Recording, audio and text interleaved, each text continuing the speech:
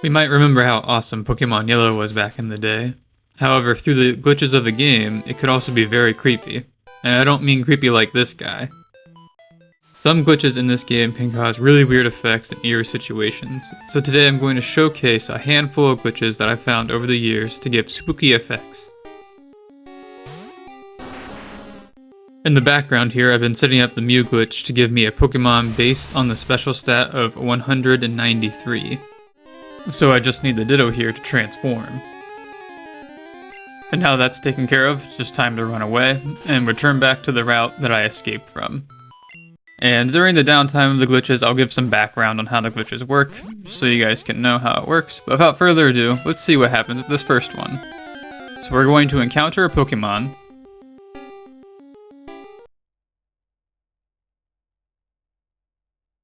And you'll notice it takes a while for it to show up, similar to another popular glitch Pokemon. This one, however, is female symbol.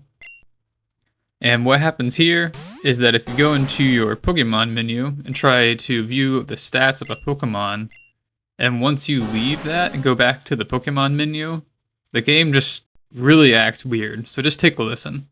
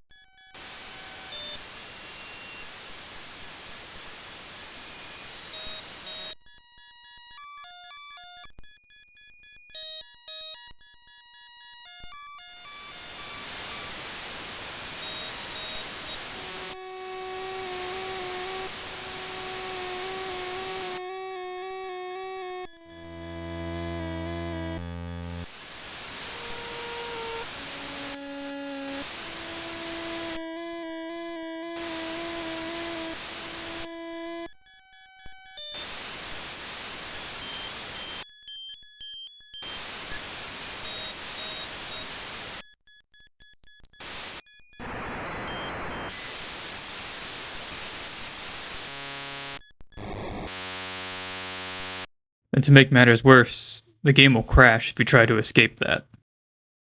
Now, I should say that I was only able to get this effect to work on the VBA emulator. However, we are going to be switching to BGB from this point. That's mostly due to personal preference, but I'm just letting you guys know because there are subtle differences between the emulators that you may not have noticed otherwise.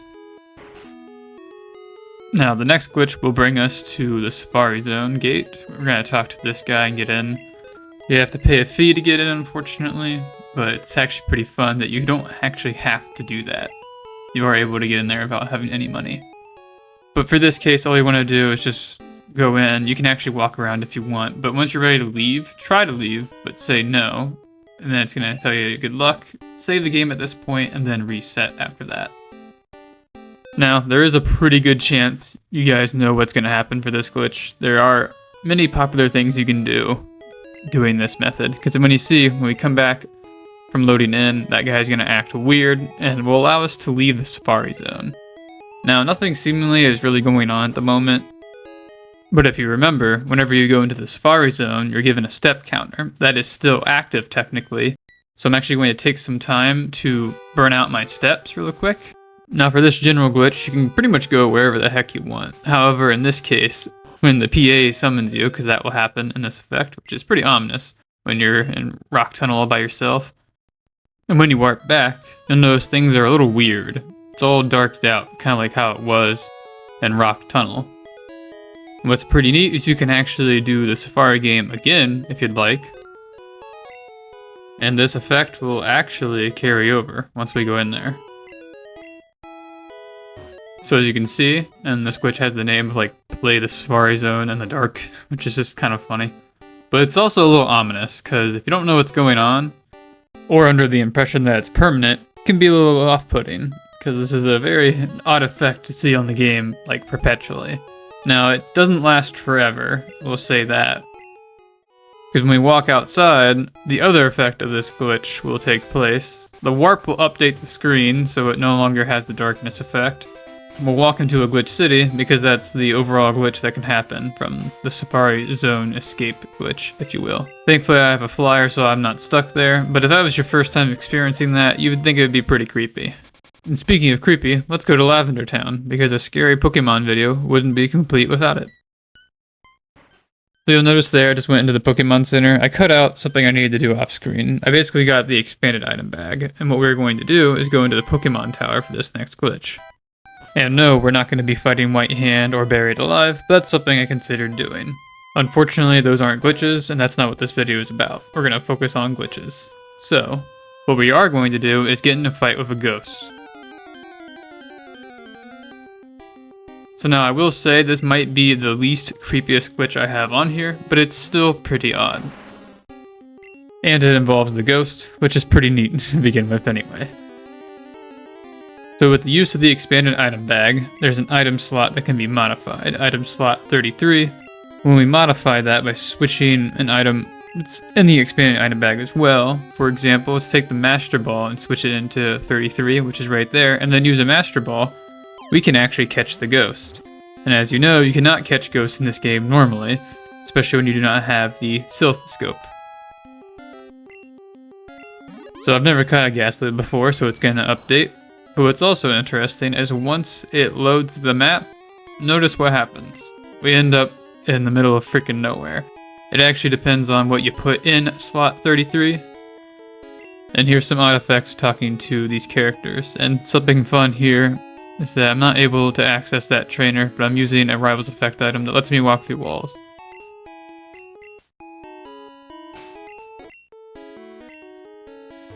So then I'm able to talk to them. That NPC, rather. Now, this glitch may not have been super creepy, but breaking the game always seems to be ominous. And speaking of breaking the game, no glitch does it better than Super Glitch. So, easy ways to activate Super Glitch is simply just going into a battle and having a Pokemon that knows Super Glitch. In my case, I'm going to be using Q, or Index 255. Which you'll notice takes a little bit of time to show up. Just a fun little fact about Q. And you'll notice here, ironically, that the Super Glitch took a form that's relatively stable, so it didn't actually do anything. So I'm going to resort to a different method, and that's just simply leveling up Q until it learns a move. It learns Mega Punch at level 12, and so that will also open the fight menu, or the move menu, and that'll show Super Glitch, and that will give Super Glitch effects at that point. You can see things got a little crazy there. So we're going to replace the first move, which was Tackle, but then it turned into Thunder Wave. Just a little thing. And Pokemon will evolve after that. So that already is kind of strange. Like, let's say you somehow ended up with Q of Super Glitch, and then it's just like, oh wow, I have a Coughing suddenly that's evolving. It's pretty interesting to stumble upon this, had you not known about it before. I feel like it's kind of hard though, because you can't normally get Q easily. You are able to get it from evolving 44HY, which is one of the glitch Pokemon that's relatively easy to get through the Mew Glitch. You'll notice that a lot of the Pokemon's names are a bit strange. This one doesn't even have a name.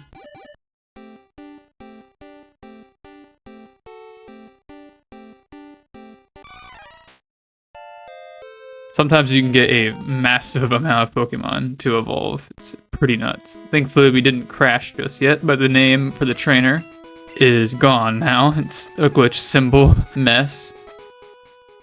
And you'll now notice that we're walking really slow. Gonna use some speed to speed that up. And a lot of Pokemon are fainting, and something is poisoned. So there's a lot of crazy shit going on right now, which is very ominous indeed. And all your Pokemon fainting non-stop, and something being poisoned seems kind of sinister, honestly. So now I'm going to walk to the Pokemon Tower, because that's actually the next place we're going to go, but I'm going to cut that out, so I'll see you guys there in a moment. Alright, now we're here, and our Pokemon are still fainting. How fitting. Now there's a fun little object that we can mess around with on the 5th floor, and no, it's not an Ouija board, although it might as well be. Navigate the maze-like floors of this building. So as you'll notice, we still have a poison Pokemon, and it's not going away.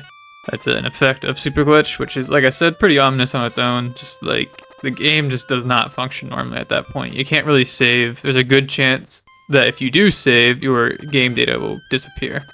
Anyway, so let's see what happens when we go in the Purified Protected Zone.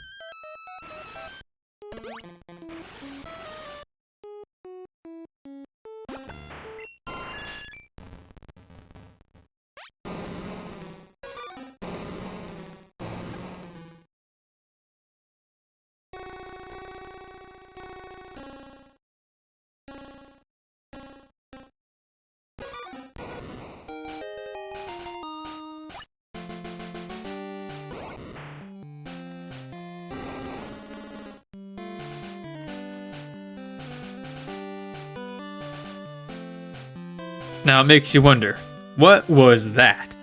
Was that the ghost of the tower speaking to us? To me, it's pretty freaking cool and I like that. And you'll notice that we're moving very, very slow. And I'm going to try and talk to this NPC, but it also takes a little bit of time to do, since the game is running very slowly now. And you might notice after this that the map is also loading very poorly. Just an effect of walking into the Purified protected zone. Now this is crazy, I will say that. And it continues from here, once we speak to this NPC, hopefully. Here we go.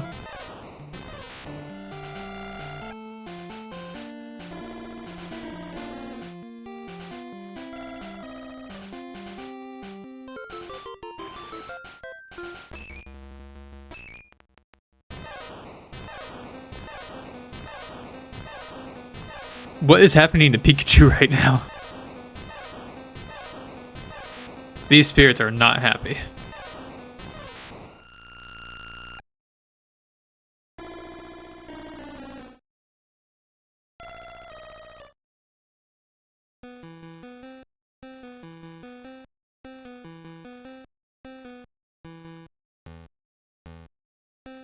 This tune's pretty groovy.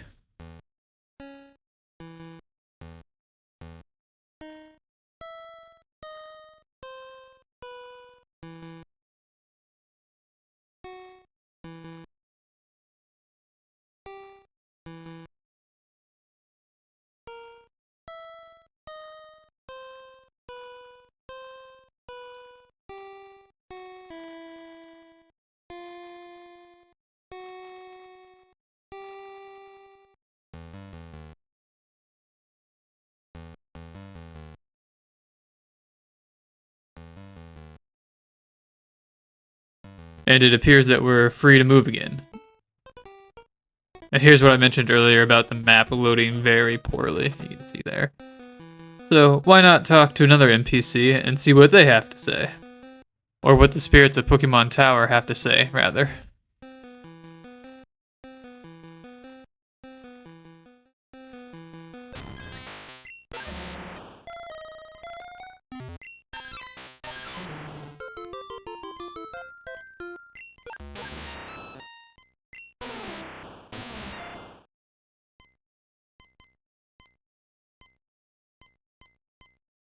And it appears for this glitch text box, it requires our input to continue, otherwise it loops.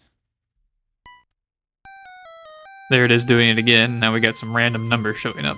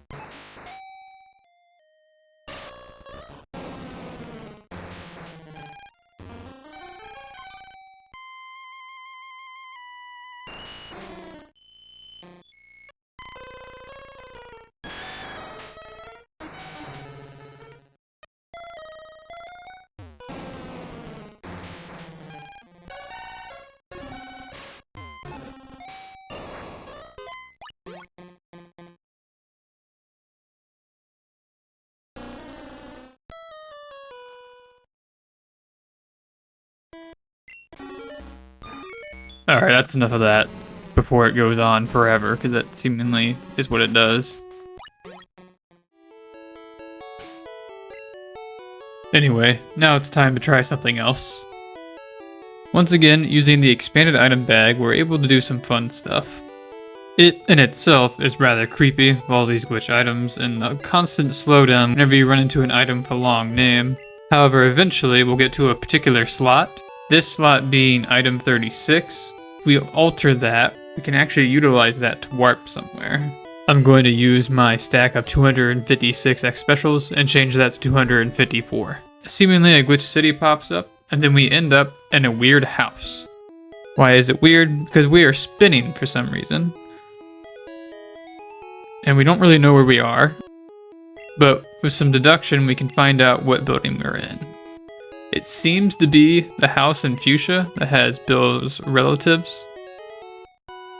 If we try to leave, we'll go outside very briefly in the destroyed world, and then it'll throw us right back inside. Some of the clues of where we are what the NPCs say to us. Another one is the town map on the wall. Not many buildings have that. But what's interesting about this one is when we read the town map, our character sprite turns weird and is no longer spinning. And you can see for this particular one, we're like half a girl and a serpent Pokemon, typically depicted like by Gyarados. Going outside will reset our character model because of the warp. It's also possible to stop the game at particular instances when hitting the start menu. There's a couple situations where you're able to use that to your advantage to act. Good example is the trainer escape glitch. However, that cannot be used here to escape the building. And I tried that there and it didn't work. So we are literally trapped in this house with these 3 individuals and a town map. That turns us into this weird looking sprite. It's kind of spooky, isn't it? For this effect, I actually returned back to the BBA emulator. This effect is different than the one I showed before. Now let's check it out. It's gonna act similar to Female Symbol and Missingno, where it takes a while for it to show up, but the music doesn't cut out.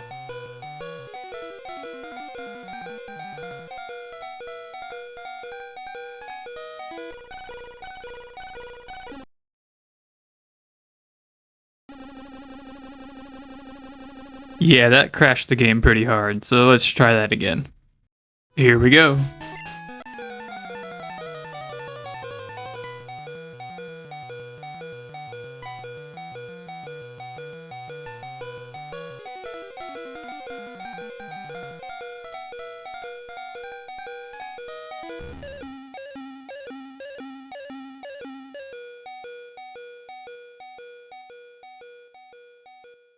Yeah, not gonna lie, this is pretty cool, but also pretty creepy, the sounds that play, and the game crashes each time, it seems like.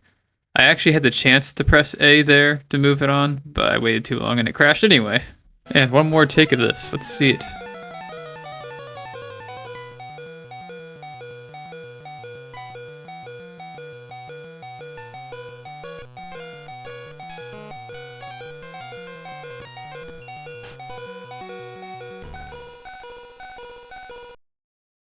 You can't see it, but that just gave me an unknown opcode, which is the scariest thing I've seen in a while.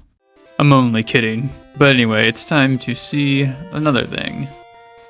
So I'm going to use the setup for getting Missingno. I'm going to spoil what we're going to do here.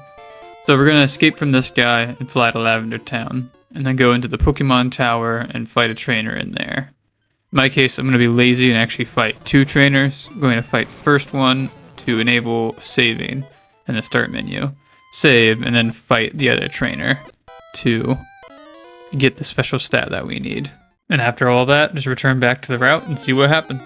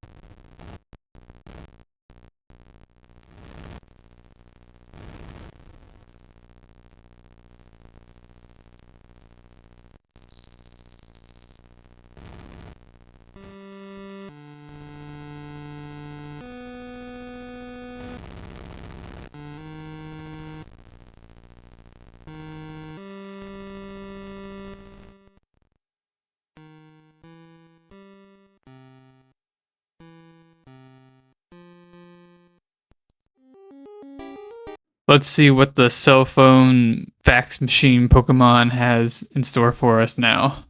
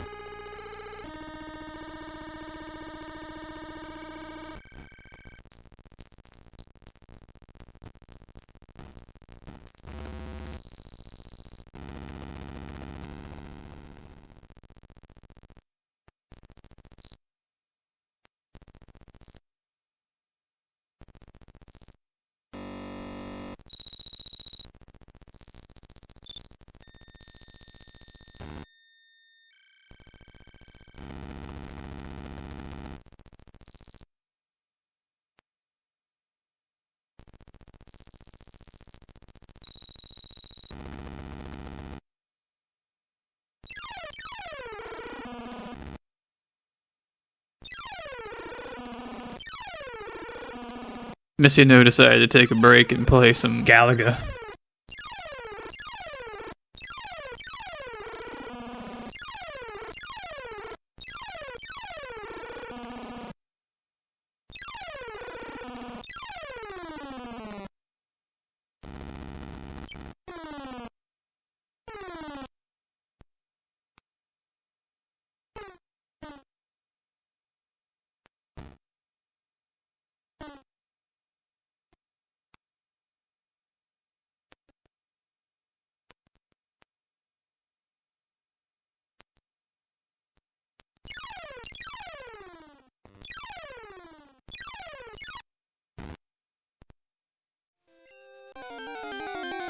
And to finish this video off, it's time to show something that genuinely freaked me out the first time I encountered it, because it's pretty cool, but also really, really crazy.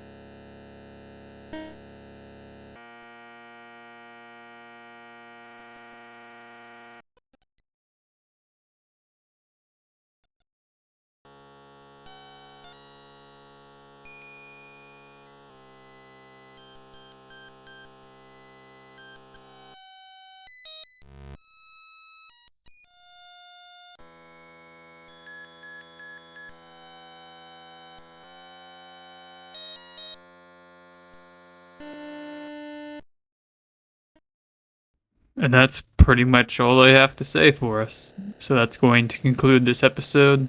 Thank you guys so much if you made it this far. Not only was this a much longer episode than usual, but it involved a lot of crazy sounds that are sometimes hard to listen to, which I'm hoping to adjust those so they're not as bad.